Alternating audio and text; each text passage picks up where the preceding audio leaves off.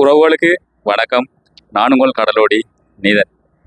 இப்போ எங்களோட கப்பல் எங்கே நிற்கிதுன்னு பார்த்தீங்கன்னு சொன்னால், பனாமா, வெனிசுவேலா, ஈக்குவாடோர் போன்ற நாடுகளோட தனது எல்லையை பகிர்ந்து கொள்வதும், அதோட தென் அமெரிக்க கண்டத்தினுடைய வடக்கில் இருக்கிறதுமான ஒரு நாடு அதுதான் கொலம்பியா.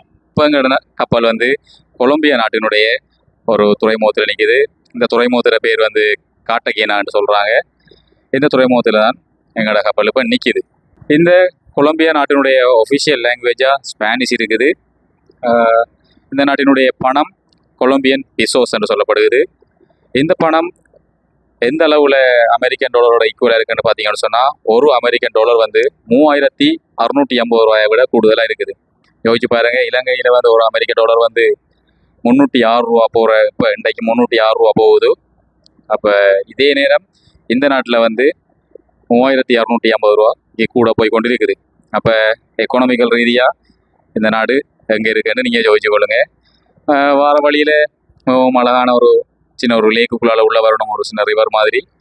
வார வழியிலெல்லாம் பார்த்தா விண்ணைத்தோடும் கட்டிடங்களும் அழகான கட்டிடங்கள் ஃபுல்லாக இருந்தது. இந்த நாட்டினுடைய தலைநகரம் பொகோடா என்று சொல்லப்படுகிறது. இந்த நாட்டுக்கு நான் முதல் தரம் வந்திருக்கிறேன். அதோட இது நான் பயணம் செஞ்சு வந்திருக்கிற ஒரு 30வது நாடாக இருக்குது. இதுக்கு முதல் 29 நாடுகளுக்கு போயிருக்கிறேன். இப்போ இது நான் பயணம் செஞ்சு வந்திருக்கிறேன் 30வது நாடு. லைக் எங்களோட கடலோடியலுக்குள்ளே பார்க்க போனால் இது மிகவும் குறைஞ்ச ஒரு தொகை. இங்கே இருக்கிறாங்க 100க்கும் மேலே நாடுகளுக்கு பயணம் செஞ்சார்கள்.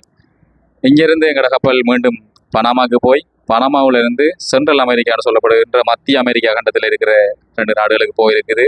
நான் அங்கேருந்து உங்களுக்கு சொல்கிறேன், நான் அங்கே எந்தெந்த நாட்டில் நிற்கிறேன்னு சொல்லி. ஆகவே என்னுடைய வீடியோ பார்க்குறாக்கள் ஒரு லைக் போட்டுக்கொள்ளுங்க. நீங்கள் எங்கேருந்து பார்க்குறீங்கன்றதை மீண்டும் கமெண்டில் சொல்லிக்கொள்ளுங்க. அது எனக்கு சந்தோஷமாக இருக்கும். நீங்கள் எந்தெந்த நாட்டில் எந்தெந்த இடத்துல இருந்து பார்க்குறீங்கன்னு சொல்லி. மீண்டும் இன்னும் ஒரு வீடியோவில் சந்திப்போம்.